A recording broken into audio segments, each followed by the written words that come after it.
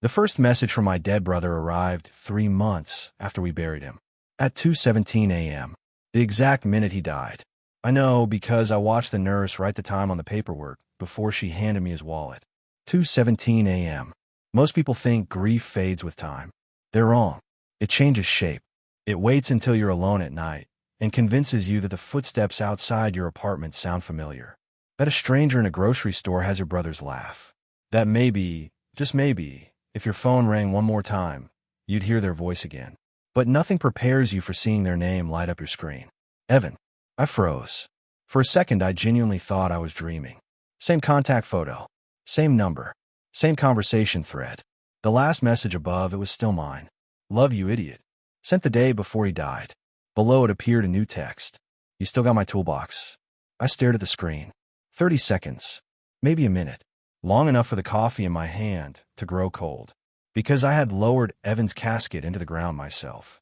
I remembered the rain. The smell of wet dirt. The hollow sound of soil hitting wood. Some memories never leave you. Especially when you're burying your younger brother.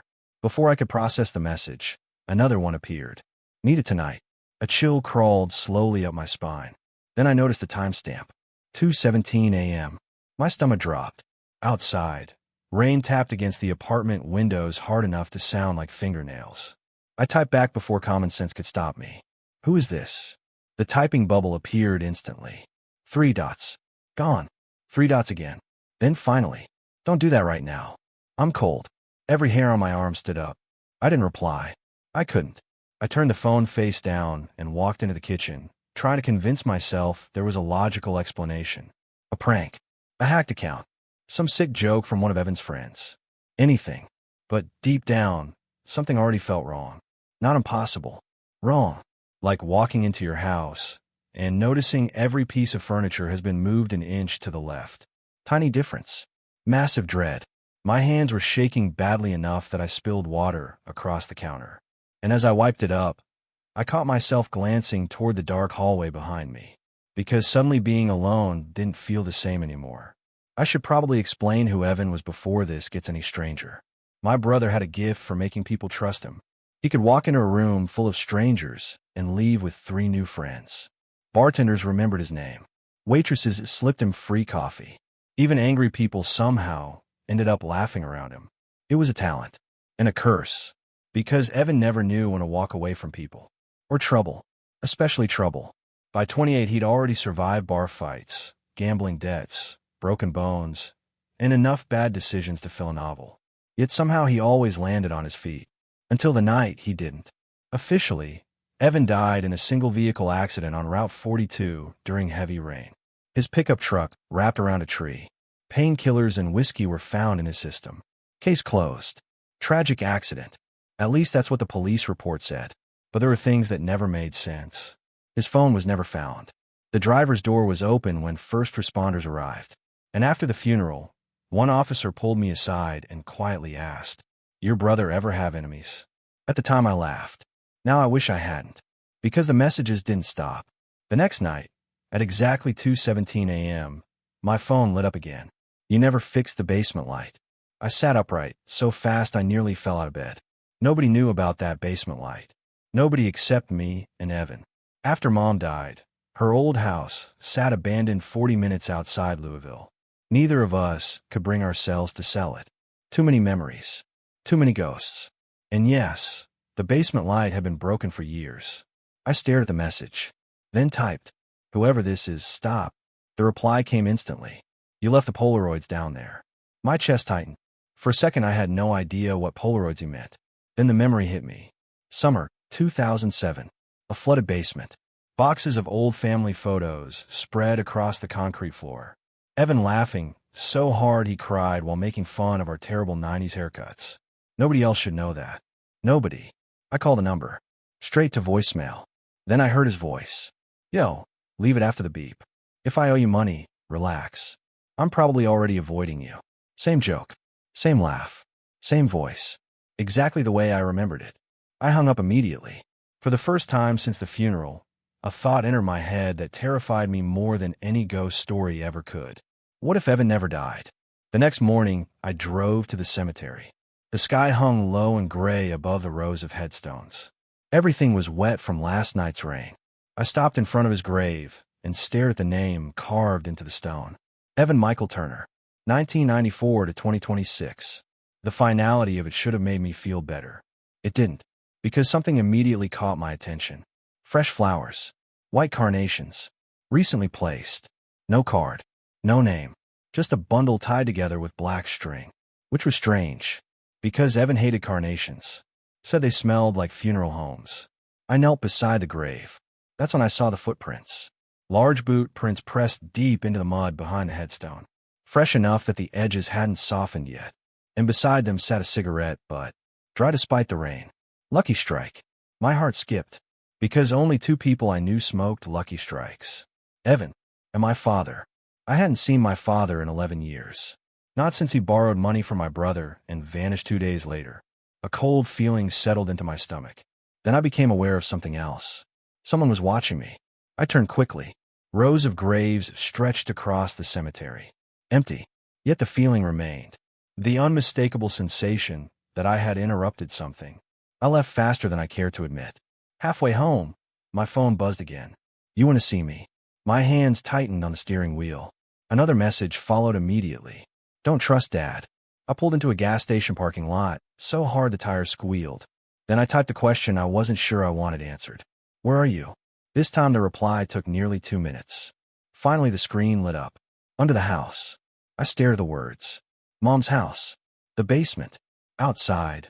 Rain began hammering the windshield. And somewhere deep inside me, dread slowly turned into certainty. I didn't want to go there, which is exactly how I knew I was going. By sunset, I was driving down the old county road toward the house where we grew up. The house looked worse than I remembered. Peeling paint, overgrown weeds, sagging porch, one upstairs window hanging slightly open like the building itself was trying to breathe. I parked and killed the engine. The darkness swallowed everything beyond the headlights. Then my phone buzzed one last time. Don't bring anyone. I looked toward the house. Every instinct screamed at me to leave. Instead, I grabbed a flashlight and stepped out into the rain. A few minutes later, I was standing inside. The smell hit me first. Dust, mildew, old cigarettes. The furniture hadn't moved since Mom died. Her recliner still faced the television. Her crocheted blanket still hung over the armrest. The whole house felt frozen in time. Then I noticed something strange. Every kitchen cabinet door was open. All of them. I definitely hadn't left them that way. Evan. My voice sounded weak in the darkness. No answer. Then a thump echoed from somewhere below. The basement. I froze. Another thump. Slow. Heavy. Directly beneath my feet. The basement door stood half open. Blackness waited below. I moved toward it carefully. And that's when I smelled gasoline. Strong enough to sting my nose. My pulse started racing. Hello. Silence. Then, from the darkness downstairs, a weak voice whispered. Adam. I dropped the flashlight. Because that voice belonged to Evan. And it was coming from beneath the house. The sound upstairs stopped. Completely. And somehow that was worse than hearing footsteps. Worse than hearing someone run. Silence has a way of making your imagination do the work for you. I stood frozen at the bottom of the basement stairs, flashlight trembling in my hand. Across from me, my father sat tied to a wooden chair, his face pale with fear. Not worry. Not anxiety. Fear. The kind of fear that comes from seeing something you hoped never to see again. You need to untie me, he whispered. I didn't move. For 11 years, I'd imagined what I'd say if I ever saw him again. None of those conversations ended with me rescuing him. You disappeared, I said. My voice sounded hollow in the basement. You stole from us. Dad lowered his eyes. I know. Mom died thinking you abandoned her. The words hit him harder than I expected. His shoulders sagged. For a moment, he looked less like the man I hated and more like someone carrying a punishment he'd never escaped. Then a floorboard creaked above us. Both of us froze. Slow. Deliberate. Someone was moving through the living room. Dad's head snapped toward the ceiling. His breathing quickened. Adam, he whispered urgently. He knows you're here. The way he said he made my stomach tighten. Who? Before he could answer, I heard it. A whistle. 3 soft notes drifting through the house. My blood instantly turned to ice. I knew that whistle. Evan used to do it constantly when we were kids. especially when he was nervous. No, no chance. The whistle came again, closer this time, somewhere near the kitchen. Dad started pulling frantically against the ropes around his wrists. Untie me. Who is up there? His eyes widened. That's not your brother. The whistle echoed through the floorboards once more. Slow, patient, almost playful. I felt the temperature in the basement drop. Adam, Dad said, his voice shaking now. You need to untie me right now. Tell me what's going on. He stared at the basement stairs, then finally said, because I buried Evan. Everything inside me stopped. The flashlight nearly slipped from my hand. What? Dad swallowed hard. The accident wasn't an accident. My heart slammed against my ribs. No. He called me that night. No. He knew they were coming. The whistle stopped. Silence filled the house again. Then footsteps crossed directly overhead. Heavy. Slow. Moving toward the basement door. Dad lowered his voice. He said someone was following him. Who? A violent crash exploded upstairs. The entire house shook. Something heavy had been thrown across the room. Dad flinched.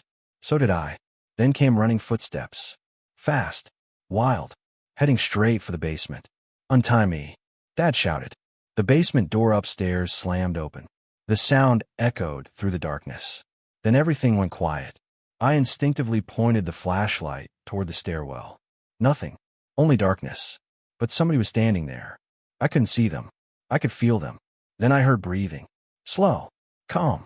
Coming from the top step. And a voice. Evan's voice. Adam. My eyes immediately filled with tears. Not because I believed it. Because part of me wanted to. Adam. The voice sounded tired. Familiar. Exactly like my brother. Dad shook his head violently. Don't answer him. The voice continued. Why'd you bring him? My throat tightened. Footsteps began descending the stairs. One step at a time. Slow. Unhurried. As if whoever was coming down already knew there was nowhere to run. The figure emerged gradually from the darkness. Tall. Hooded. Mud-covered boots. Face hidden beneath shadow. But even before I saw him clearly, my body recognized something. The posture. The way he stood. The slight tilt of his head. It looked exactly like Evan. The figure stopped halfway down the staircase. You shouldn't have come here, he said quietly. Dad began struggling against the ropes again. He lies, Adam. Don't listen to him. The figure laughed.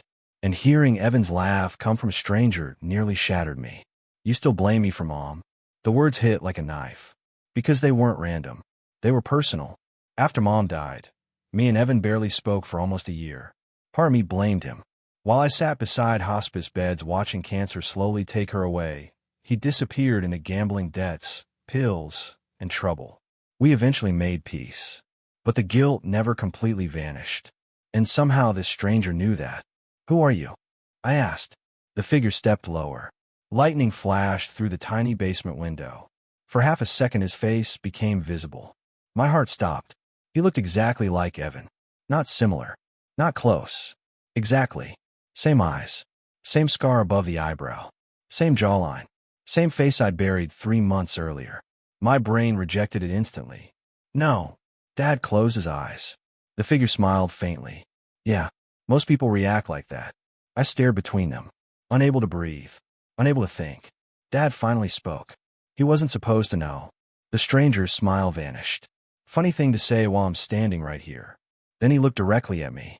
And, for the first time I noticed something else. The resemblance wasn't just Evan. It was me. Like someone had taken our faces and mixed them together. A colder realization began forming. No. The stranger nodded slowly. Go ahead. My mouth went dry. We had a brother. Silence. Dad looked away. The stranger answered instead. Congratulations. My knees nearly gave out. The basement suddenly felt too small. Too hot. Too unreal. You had too. I stared at him. Dad finally found the courage to speak. When you were babies, your mother. His voice broke. She gave him away. The stranger laughed quietly. But there was no humor in it. That's the short version. My stomach twisted. The man standing before me wasn't a ghost. He wasn't Evan. He wasn't some random stalker. He was blood. Family. A brother I never knew existed. My name is Caleb, he said. The name hung in the basement air. Then a loud creak sounded from the front porch upstairs. Everyone heard it. Caleb's expression changed instantly. For the first time, Fear appeared in his eyes. He looked toward the ceiling. They found me. Who? I asked, but he was already moving. He rushed down the remaining stairs and grabbed my wrist. Something cold pressed into my palm. A phone. Old. Cracked. Damaged. Evan's phone. My heart nearly stopped. Watch the videos, Caleb whispered. Then the front door upstairs exploded inward. Heavy boots thundered into the house. Voices. Men shouting. Not police. Something worse. Dad's face turned white. Oh God. Caleb stepped backward into the shadows. The darkness seemed to swallow him. You want to know what happened to Evan? He asked. I nodded before thinking. His expression hardened. He wasn't the one they meant to kill. Then every basement light snapped on at once. Blinding white flooded the room. Men stormed down the stairs carrying guns. Work boots. Leather jackets. Tattooed arms. One of them immediately pointed at me. Where is he? Dad screamed. Run. A gunshot exploded through the basement. Concrete shattered beside my head. Chaos erupted instantly. I dove behind an overturned shelf as more armed men poured into the room. Somebody grabbed me. Somebody shouted. The flashlight smashed across the floor. Then one of the gunmen slammed me against a metal shelf. Where's Caleb? I don't know. You will. Behind him, flashlights swept across the basement. Then a voice yelled. He's gone. Impossible. There was nowhere to go. No windows. No exits. Yet Caleb had vanished. The man holding me looked terrified. Not angry. Terrified. And that scared me more than the gun. Then suddenly every light in the basement died. Pitch-black darkness swallowed the room. Shouting erupted instantly. Flashlights flickered. Gunshots echoed. Men screamed at each other. And somewhere inside the darkness, the whistle started again. 3 soft notes. Moving through the basement. Around us. Behind us. Impossible to locate. One of the gunmen panicked. He's here. Another gunshot. Then silence. A horrible choking sound followed. Wet. Gurgling. Final. Nobody moved. Nobody breathed. When the flashlights finally steadied, we saw him. One of the armed men lay on the floor. His throat opened from ear to ear. Blood spread slowly across the concrete. The room went silent. Then the whistle came again. This time from upstairs. One of the men whispered. How the hell did he get up there? Nobody answered. Because everybody already knew. Caleb had spent his whole life surviving places nobody else could. And for the first time since entering that house, I realized something terrifying. These men weren't hunting him. They were afraid of him. Then my father stared into the darkness and whispered. He finally became what they made him. Before I could ask what that meant, a phone began ringing in my hand. Evan's phone. The screen lit up. One contact. One name. MOM. Nobody moved when the phone started ringing. Not me. Not the armed men. Not even my father. The sound echoed through the basement like something rising from a grave. MOM. The cracked screen glowed in my shaking hand. For a moment, nobody breathed. Blood spread slowly across the concrete floor from the dead gunman, while the ringtone continued to echo through the darkness. One of the men finally whispered, "Answer it." His voice trembled. That terrified me more than the gun pointed at my chest. The call rang one final time. Then I pressed accept. Static filled the line. A long burst of crackling noise. And then, Adam. My entire body locked. I knew that voice. Not remembered. Not imagined. Knew. My mother's voice. Exactly as it had sounded before cancer hollowed it out. Soft. Gentle. The same Kentucky accent. The same warmth. The basement disappeared around me. For a second I was 10 years old again. Standing in the kitchen while she made breakfast. Mom. My voice cracked. Across the room, my father looked like he'd seen a ghost. The gunman listened in stunned silence. Adam, she whispered. You boys need to stop. Tears blur my vision. I hated how badly I wanted it to be real. Mom, how is this possible? Static crackled again. Then her voice returned. You shouldn't have come back to the house. I looked at my father. He wouldn't meet my eyes. Something about that scared me. Then the call distorted. The static grew louder. A second voice pushed through underneath hers. A man yelling. Glass breaking. Then, gunshots. My stomach dropped. And suddenly I heard Evan. Screaming. Run. The line went dead. Silence swallowed the basement. The call ended. Nobody spoke. Nobody moved. Then one of the gunmen grabbed my arm. Hard. Where is Caleb? I don't know. A violent crash exploded upstairs. Everyone flinched. The sound of furniture breaking echoed through the house. Then came footsteps. Fast, moving across the floor above us. The gunman immediately turned pale. One whispered, "He's inside the walls." Inside the walls. Again. The way he said it told me this wasn't new. This had happened before. The largest man in the room raised his pistol toward the basement stairs. Find him. Nobody moved. That told me everything. These men feared Caleb more than they feared dying. The basement lights flickered once. Twice. Then darkness swallowed everything. Somebody cursed. Flashlights snapped on.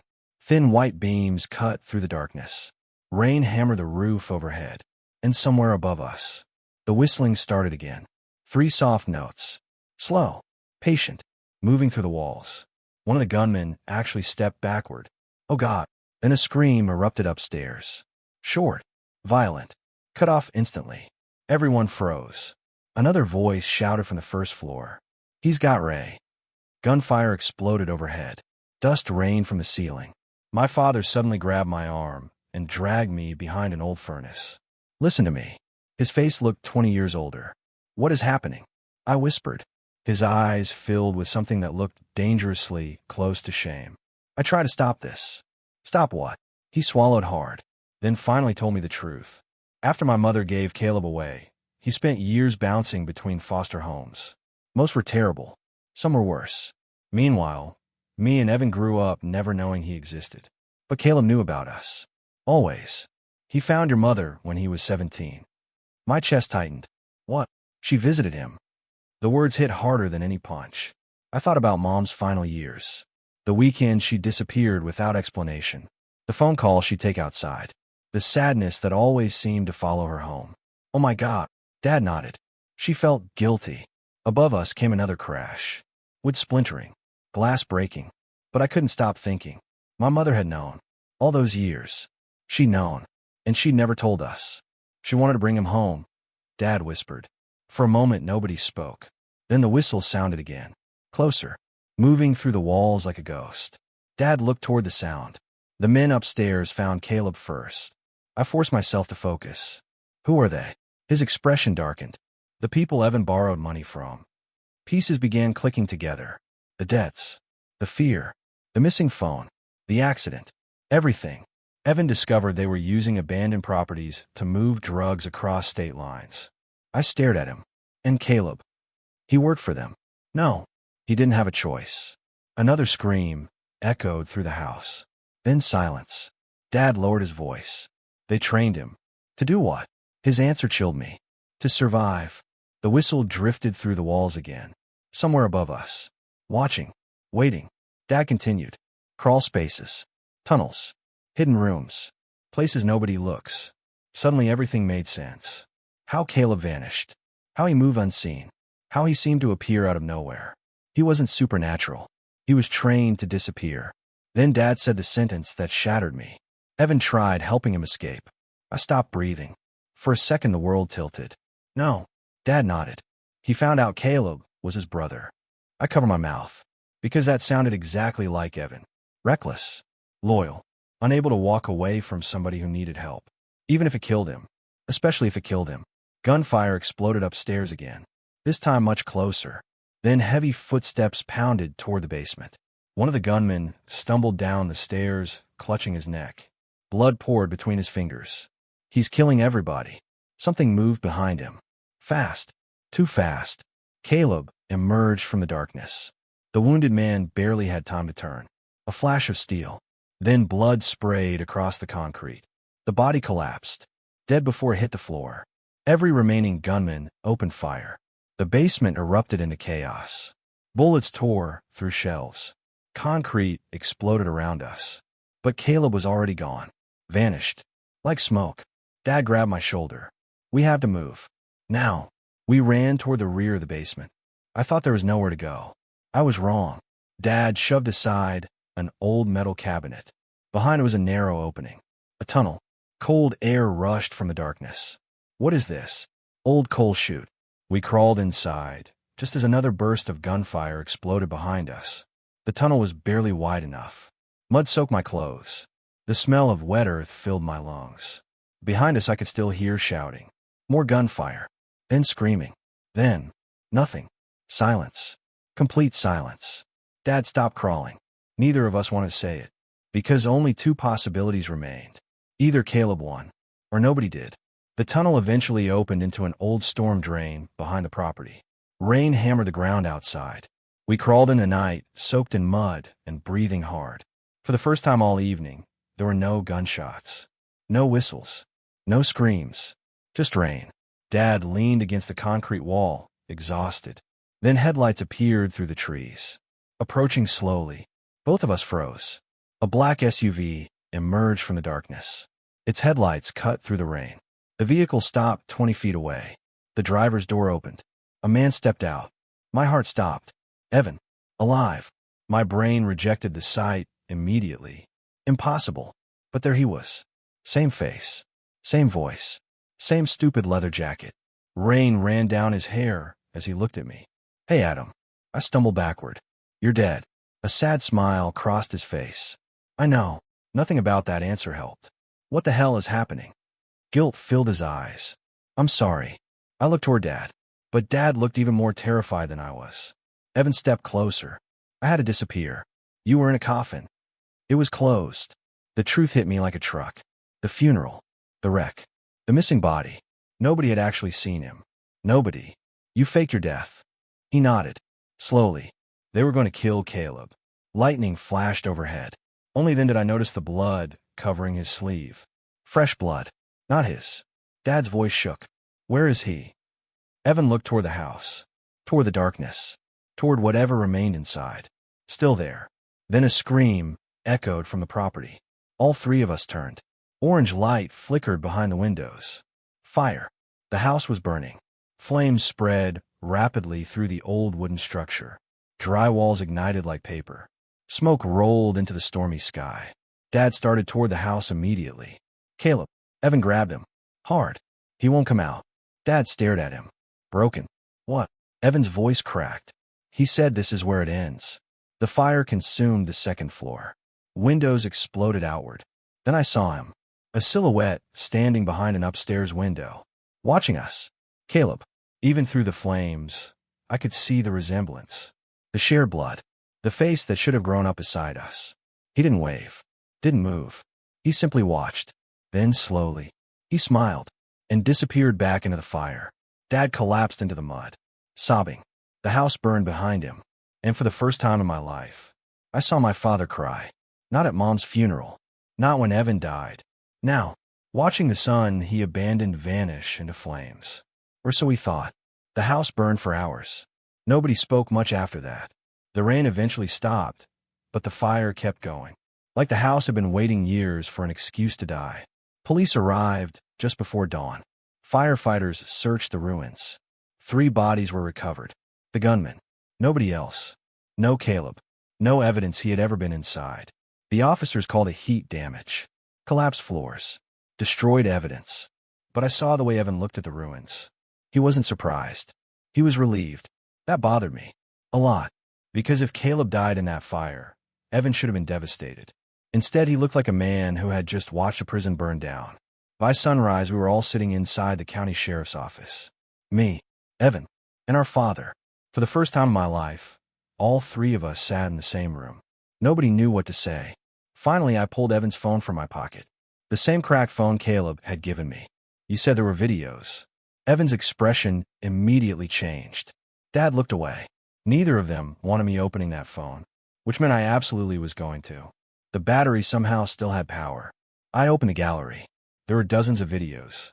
Most were short, hidden recordings, warehouse interiors, license plates, drug transactions, proof of everything those men had been doing. Enough evidence to bury half a dozen people.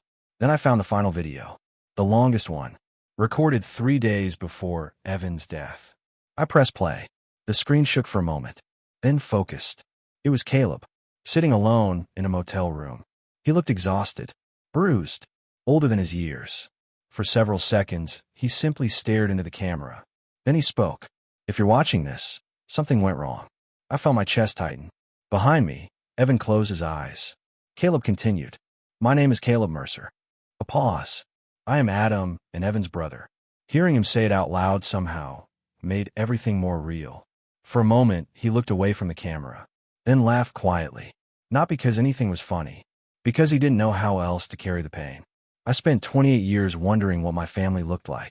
His eyes glistened. When I finally found them, they were better than I imagined. Nobody in the room moved. The video continued. Adam. His voice softened. You were always the one Mom worried about. My throat tightened. She talked about you constantly. I stared at the screen, unable to breathe.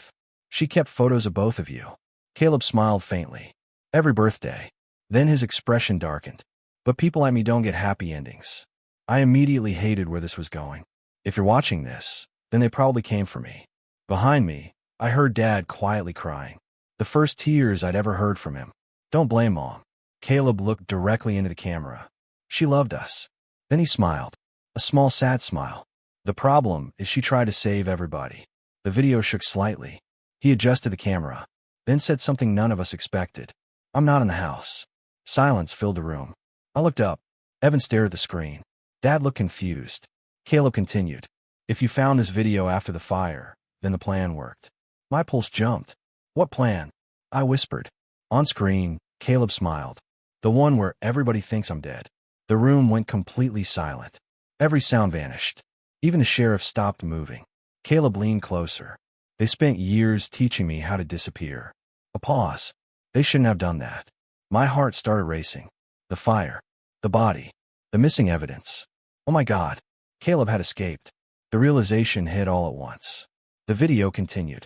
I left before the house burned. Behind me, Evan finally exhaled, like he'd been holding his breath for days. Then Caleb looked directly into the lens. Almost directly at me. Adam. I swallowed hard. If you ever wonder whether I survived. His smile grew slightly. Stop wondering. Then the screen went black. End of video. Nobody spoke for a long time. Finally, the sheriff stood up. Well, that was all he said. Well, because what else could you say? The investigation lasted months. The evidence from the phone destroyed what remained of the organization chasing Caleb. Arrests followed. Trials. Prison sentences. People disappeared from power. For the first time in decades, the story finally seemed finished. Dad moved away 6 months later. I haven't seen him since. Evan stayed. We're not exactly close. Too much happened. Too many lies. But we're trying. And sometimes that's enough. As for Caleb, officially, he doesn't exist. No birth records. No adoption files. Nothing. It's like somebody erased him from history. Sometimes I think that's exactly what he wanted. Life slowly returned to normal. Or at least something close to normal. Then came the message. Almost a year later. 2:17 a.m. Of course. I woke up to my phone vibrating on the nightstand. Unknown number. One new message. Just a photograph. No text. No explanation. I opened it. My breath stopped. A beach somewhere. Sunset. 3 fishing rods planted in the sand. And beside them sat a familiar red toolbox. Evan's toolbox. The same one from the first message. Underneath the photo was a single sentence. Took me long enough to find it. I stared at the screen. Then another message arrived. This one only 3 words. Tell Evan thanks. I laughed. For the first time in almost a year, I actually laughed. Then I looked closer at the photograph. And my smile disappeared. Because in the reflection of the toolbox lid, I could see the person who took the picture. A man standing on the beach, watching the ocean. He looked exactly like me. Not Caleb. Not Evan. Me. The message bubble appeared. 3 dots. Typing. Then stopped. A final text arrived. You should ask Dad about the 4th brother. I stared at those words until sunrise. And to this day, I still haven't asked.